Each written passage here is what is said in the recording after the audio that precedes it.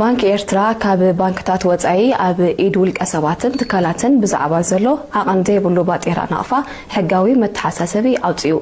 ሙሉእ ትሕዝቱ ይስዕብ ሕጋዊ መተሓሳሰቢ ነፍስ ወከፍ ዜጋ ይኹን ትካል ሃገራዊ ባጤራ ናቕፋ ናይ ምጥቃም መሰል ጥራይ ከም ዘለዎ ፍሉጥ እዩ መሰል ጥራይ ዘይኮነ ግን ጉባኣት ምፍጻሙን ናይ ግድን እዩ ሃገራዊ ባጤራ ካብ ባንክታት ወጻኢ ኣብ ኢድ ውልቀ ሰባትን ትካላትን ዓቐን ብዘይብሉ ንዘይተወሰነ ግዜን ክትሓዝ ሕጋዊ ይኮነን በዚ መሰረት ካብ ባንክታት ወጻኢ ተታሒዙ ዘሎ ባጤራ ናቕፋ ክሳብ ዕለት 31 ሓምለ 2026 ኣብ ዘሎ ግዜ ኣብ ባንክታት ኣብ ዝርከብ ሕሳባቶም ከእትውዎ ሕሳብ ዘይብሎም ድማ ሕሳብ ከፊቶም ኣታዊ ክገብርዎ ንሕበር እዚ ምስ ዘይግበር ግን ሕጋዊ ስጉምቲ ክውሰድ ምዃኑ ነፍልጥ ባንኪ ኤርትራ ሓድሽ እገዳ ኣብ ልዕሊ ባጤራ ናቕፋ ስርዓት እስያስ በተኸዶ ጸንሐ ብልሹ ምሕደራ ህዝብናን 35 ዓመታት ኣብ ድቕድቕ ድኽነትን ጸልማትን ንኽሽመም ገይርዎ እዩ ሓደ ካብቲ ንሱ ዝኽተሎ ጉጉይ ምሕደራን ዕንደራን ህዝቢ ኣብ ገዛእ ዓዱን ዓውዱን ከም ድላዩ ኸይነግድን ወናነ ናይ ገዛእ ርእሱ ማል ንኸይከውንን ብኹሉን ኣብ ኩሉን ባዕሉ ብምቁፅጻር ህዝቢ ምስ ገንዘቡ ኾሎ ኣደዳ ሕሰምን ስእነትን ሽግርን ክኸውን ክእል እዩ ከም ዝዝከር ኣብ 2015 ብምስምስ ሓድሽ ባጤራ ዝኾነ ውልቀ ሰብ ይኹን ትካል ገንዘቡ ናብ ባንክ ንኸእትዎ ረቂቕ ኣዋጅ ኣውፂኡ ብኡ መሰረት ብዙሓት ውልቃውያንን ትካላውያንን ኣካላት ገንዘቦም ናብ ባንክ ከእትዉ ተራእዮም ገለ ብዝሒ ገንዘብ ሒዞም ጸንሑ እውን ናብ ባንክ ኸየእትዉ ወስቕታ ስለ ዝመረፁ ገንዘቦም ካብ ስራሕ ወጻኢ ብምግባር ኣብ ከቢድ ናይ ቁጠባዊ ቁልውላዊ ክሽመሙ ተራእዮም እዮም ስርዓት እስያስ ህዝቢ ዝነበሮ ገንዘብ ናብ ባንክ ምስ ኣእተዎ ዝኾነ ሰብ ካብ ባንክ ልዕሊ 5,000 ናቕፋ ንኸይውፅእ እገዳ ገበረሉ በዚ መሰረት ህዝቢ ገንዘቡ ስለ ዝተኣገደ ምስ ገንዘቡ ኾሎ ኣደዳ ሕሱም ስእነትን ጥሜትን ክኸውንን ኣብ ከቢድ ናይ ቁጠባዊ ቁልውላዊ ክወድቕን ተገደደ እነህለኸ ኣሎሚ ድሕሪ 11 ዓመታት ካብ ልምዱን ህዝብን ምጭናቕን ኣብ ልዕሊ ባጤራ ናቕፋ እገዳ ክገብር ጀሚሩ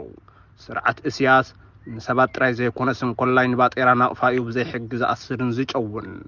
እዚ ናይ ሎሚ ኣዋጅ እውን ልክዕ ከምቲ ዝሓለፈ ኣዋጅ ኮይኑ ዝኾነ ውልቀ ሰብ ይኹን ትካል ገንዘቡ ክሳብ መወዳእታ ነሓሰ ኣብ ባንክ ከእትዎ እንተዘይኮይኑ ግን ኣብ ልዕሊኡ ሕጋዊ ስጉምቲ ከም ዝወስድ እዩ ረቂቕ ኣዋጅ ኣሕሊፉ ዘሎ ግን ስለምንታይ ኣብ ልዕሊ ህዝብኻ ክንድዚ ዝኣክል ጸቕጥን ጭቆናን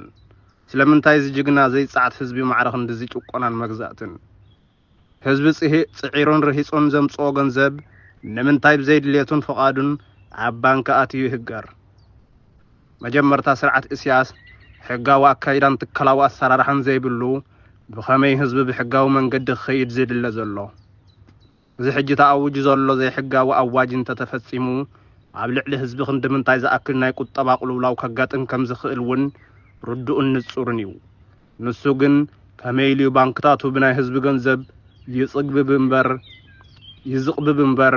ብዛዕባ ሽግርን ቁልውላውን ህዝብን ኣየጐድሶን ኣብ ኤርትራ ሕሰምን መከራን መሊኡ ፈሲሱ ህዝቢ ኤርትራ ኣብ ገዛእ ዓዱ ነብሱ ባዕሉ ከም መሓድር ኣብ ዘይክእለሉ ደረጃ በፂሑ ኣብ ገዛእ ዓዱ ካብን ናብን ብናጽነት ክንቀሳቐስ ኣብ ዘይክእለሉ ደረጃ ወዲቑ ዓዱ ክሃንጽን ከልምዕን ይትረፍ ዝተቐለጦ መንደቕ ገዛእ ክሕድስ ይኹን ቦያ ክለኪ ኣብ ዘይክእለሉ ደረጃ ወዲቑ ህዝቢ ኤርትራ ደቁ ናብ ዓለም ሙሉእ ተበቲኑ ኣብ ፈቐዶ ሳሕራን ባሕርን ቀለብ ኣሞራን ዓሳታትን ክኸውን ተገዲዱ ኣዴታት ኤርትራ ዘዝወለዶኦም ጽባሕ ትርጉም ኣብ ዘይብሉ ኹናት ግዳይ ዓረር ይኾኑ ስድራ ቤታት ኤርትራ ተበታቲኑ ዓድታቶም ሰብ ኣልቦ ኾይኑ ተሪፉ እታ ጽብቕትን ምጭውትን ኤርትራ ምስላ ተደዊኑ ዓነውነው ኢሉ ኣቦታትን ኣዴታትን ኤርትራ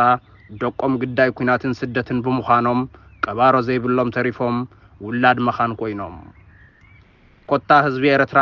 ዝሓለፎ ዘሎ ሽግር ጸበባን ተንቲንካን ገሊጽካን ዝውዳ ኣይኮነን ግን ስለምንታይ እቲ ኩሉ ገድልን መስገደልን እቲ ኩሉ መስዋዕትን ስንክልናን እቲ ኩሉ ሽግርን ጸበባን ነዚ ሕሰምን መከራን ነዚ ዕንወትን ጥንተትን ነዚ ስደትን ከልበልፈት እንዲ ነይሩ ብጣዕሚ ዝሕዝን